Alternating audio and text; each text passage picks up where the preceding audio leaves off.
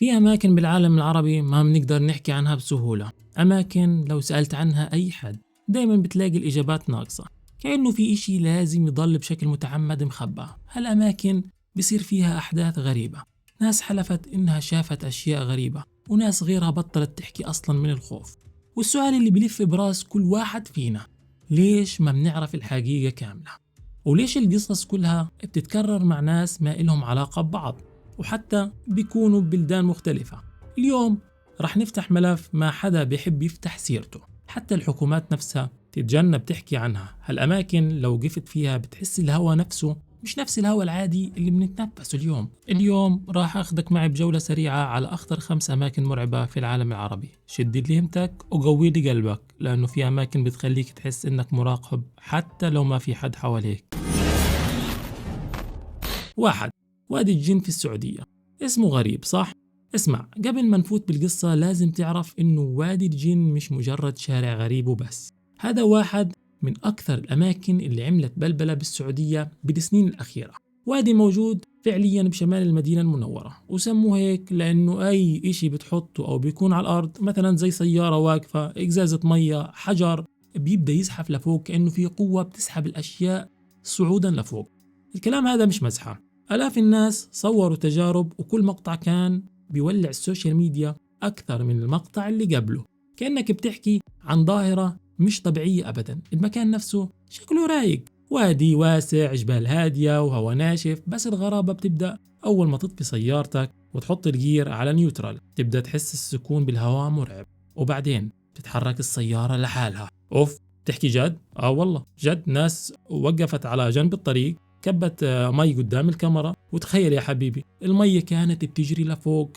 الفيديوهات انتشرت والناس بدأت تربط الموضوع بالجن. بسم الله الرحمن الرحيم. شو بتحكي يا زلمة؟ على فكرة هذا الكل بيحكيه هناك، وكمان الناس صارت تحكي عن قوة مجهولة ساكنة بالمكان، وما حد فاهم شو اللي بيصير. بس هان لازم ندخل على الجزء الحقيقي.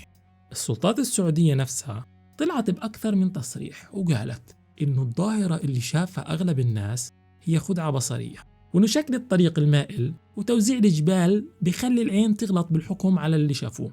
يعني فعليا الطريق نازل، بس شكل الجبال حواليه بيوهمك إنه طالع لفوق. ومع هيك الناس ما اقتنعت بسهولة، خاصة بعد ما صار يصير زحمة سيارات بالليل. الناس بتوقف تطفي السيارة وبتستنى تشوف إذا فعلا السيارة رح تطلع لحالها ولا لا. وفي ناس حكت عن حوادث صارت لأن الكل صار يقف بالشارع وصار يصور بدون أي انتباه. بآخر كم سنة صار المكان مراقب وفي تحذيرات رسمية عشان الازدحام صار بشكل خطر كبير. بس لحظة استنوا، هذا كله اللي حكيت لك إياه رسمي. خليني أحكي لك شو انحكى بين الناس، يعني الحكي الشعبي البلدي. ناس زارت المكان بالليل وسمعت أصوات بعيدة كأنها همسات أو صفير خفيف ما إله مصدر. شاب كان بيصور وصارت سيارته تتحرك باتجاه الجبل بسرعة أعلى من الطبيعي. الفيديو موجود والناس اعتبروا إنها دزة من إشي ما بنقدر نشوفه. ناس حكت إنه الحيوانات اللي كانت معهم صارت تتوتر وتشد على حالها أول ما وصلوا للموقع. طبعا ولا واحد من هالأشياء مثبت علميا، بس وجودها كمرويات شعبية قوى صورة الوادي كمكان مش طبيعي صراحة. أنا دايما بقول لو كان الموضوع بس خدعة بصرية، ليش الأدرينالين بهالأماكن بيكون عالي لهالدرجة؟ ليش اللي بيروحوا هناك بيطلع من هالأماكن بحكاية أو رواية ممكن ما نصدقها؟ يا إنه وهم كبير، يا إنه في إشي بالطبيعة مرات بيخليك تحس إنه مش لحالك مهما حاولت تفسر. يا غالي، إذا أول مرة بتشوفني بدي منك طلب بسيط، بدي تشترك بالقناة وتفعل الجرس، وإذا بتحب لايك لهذا المقطع. خلينا نكمل. 2. مغارة برقش في الأردن. مغارة برقش أو زي ما أهل المنطقة بسموها مغارة الظهر، واحد من أخطر الأماكن الطبيعية اللي راح تسمع عنها بالأردن. مو لأنها مليانة وحوش أو مخلوقات غريبة، لا، بس لأنها بتعطيك إحساس غريب كأنك داخل بطن الأرض نفسها، وبالداخل في سر ما بدها إياه يطلع. هالمغارة موجودة بلواء الكورة شمال الأردن، وعمقها كبير جدا، وفي أجزاء منها لسه لليوم مش مستكشف رسميا. وهذا لحاله بيعمل رعب من نوع مختلف، رعب مبني على المجهول. أول ما بتدخلها بتشم ريحة قديمة، ريحة إحجار مبلولة وعتمة عمرها آلاف السنين.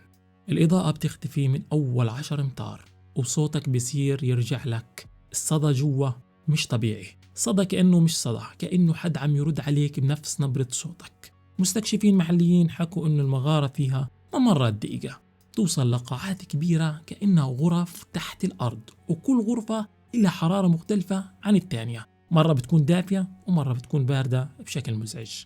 ومن هان بالذات بلشت القصص. ناس زارت المغارة ضمن مجموعات استكشاف وحكوا عن تيار هواء فجائي بمر من بين الصخور بدون سبب، هبة هواء قوية بتطفي حتى المصابيح اليدوية وبتترك المجموعة واقفة ما بتتحرك بسكون قاتل.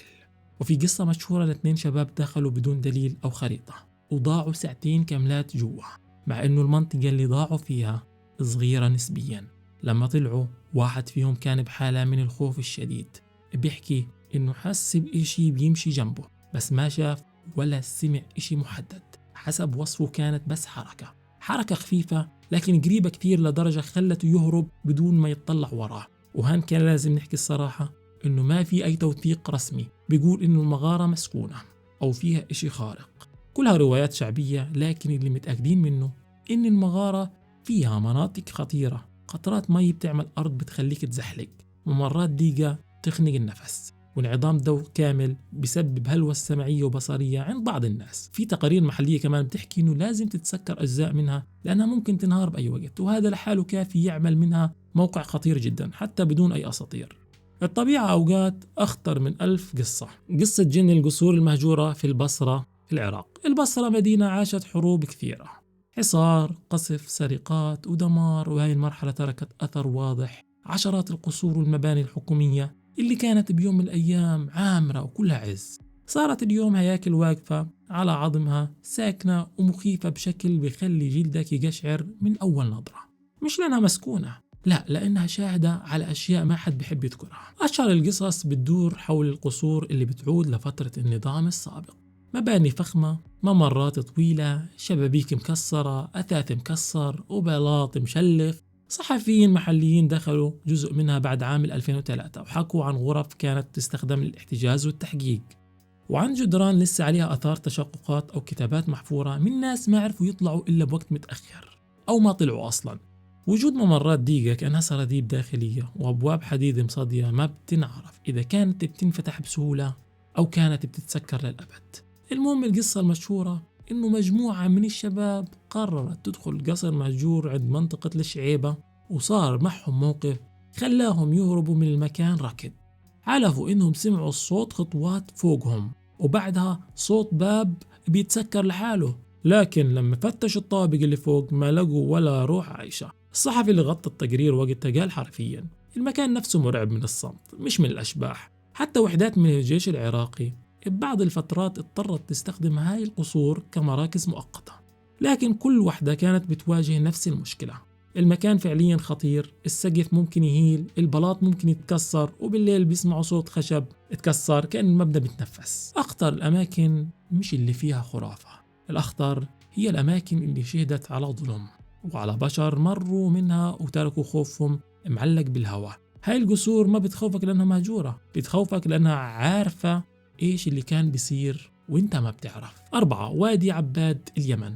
وادي عباد واحد من الوديان اللي الناس بتحكي فيها قصص ما بتخلص، مع إنه جغرافيا وادي طبيعي يعني زي غيره، بس اللي ميزه إنه بعيد والعتمة فيه تنزل بسرعة والهواء فيه بيمشي بطريقة غريبة بتخلي الصوت يهدى فجأة. أهل المنطقة بيقولوا إنه الوادي له مزاج، في ليالي بيكون هادي وفي ليالي بتحس المكان مش طبيعي وعنيف. أشهر قصة عنه صارت لما راعي ماشي كان بيمر من المنطقة بالليل.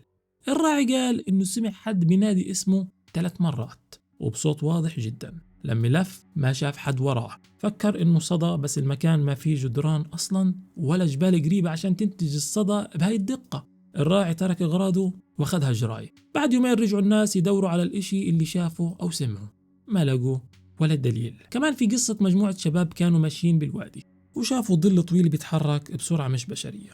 واحد منهم حلف إنه شاف جسم واقف بعيد، وبعد ثانية اختفى كأنه مكان.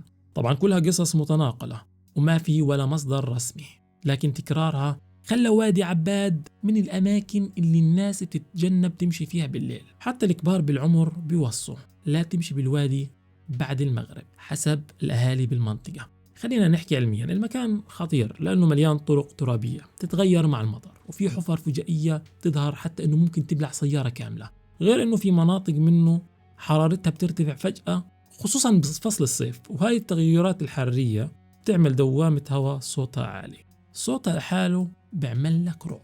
5. صحراء العين السخنة في مصر.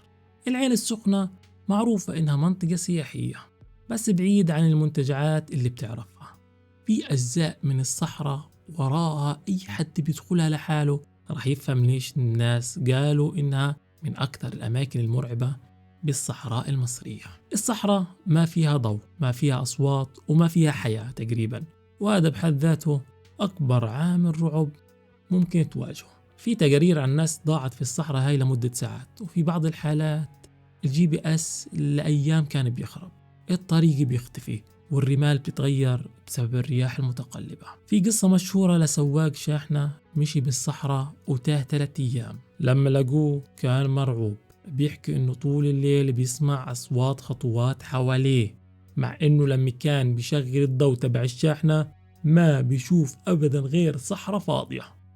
رجال الإسعاف اللي استقبلوه حكوا إنه كان بحالة اضطراب نفسي واضح، وصوته بيرتجف خصوصا لما بيحكي كلمة خطوات.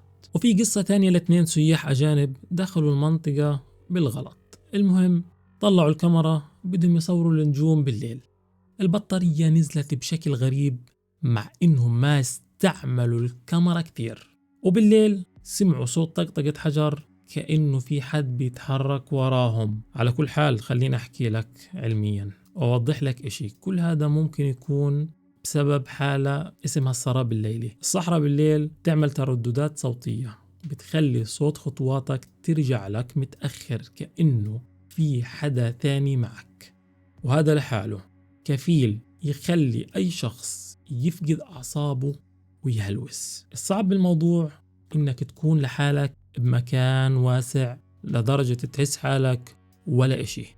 الصحراء ما بترحم، لا كهرباء، لا ناس، ولا أي صوت، مجرد فراغ قادر يزرع الخوف بقلبك. في النهاية اكتب لي بالتعليقات مناطق ما ذكرتها، أو مناطق من منطقتك أو قريتك أو ديرتك يمكن فيها قصص زي هيك، خلينا نناقشها بالتعليقات.